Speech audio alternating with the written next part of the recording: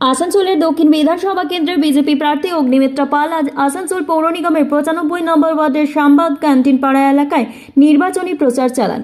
প্রচারের সময় তিনি এলাকার বাসিন্দাদের সঙ্গে সরাসরি কথা বলেন এবং তাদের সুবিধা অসুবিধার খোঁজ খবর নেন। এদিন অগ্নিমিত্রা পালের অভিযোগ করেন, এই অঞ্চলে দীর্ঘদিন ধরে কোনো রকমের উল্লেখযোগ্য উন্নয়ন হয়নি।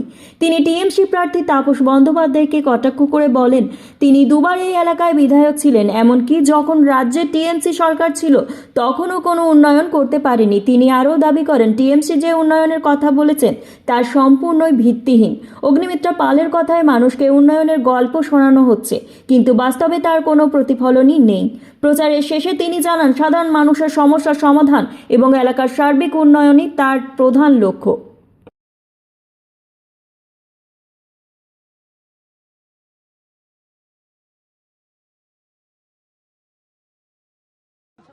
हम लोग दीदी आए हैं प्रॉब्लम बोलिए। हाँ आइए दीदी, सुनिए हम लोग का बात सुनिए दीदी।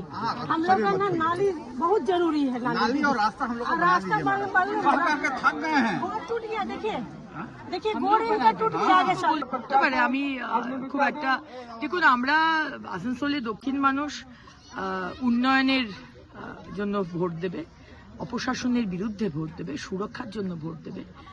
এনসিপি পার্টি কোন পার্টি, তার কি নাম, কোথায় জানে মানুষে তো বোকা নয়। এখন মানুষ দেখছে 21টা রাজ্যে বিজেপি সরকার চলছে এবং আমরাও বিধানসভায় এবং পশ্চিমবঙ্গে আমরা জল চাই, চাকরি চাই, আমরা রাস্তা চাই। আমাদের স্কুলগুলো বন্ধ হয়ে যাচ্ছে, প্রচন্ড খারাপ অবস্থা।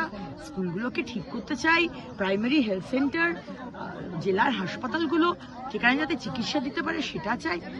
ওইসব মন্দির মসজিদ বড় বড় কথা, এই বানিয়ে দেবো সেই ডবল ওইসব চাই না। সিম্পল, আপনি যা বলছেন ডেলিভার করুন। আমরা ডেলিভার করেছি 21টা রাজ্যে। মুখ দেখে মোদিজির মুখ দেখে ভোট দেয়নি, কাজ দেখে মানুষ ভোট দিয়েছে। আর সেই বিশ্বাস আজকে আসানসোল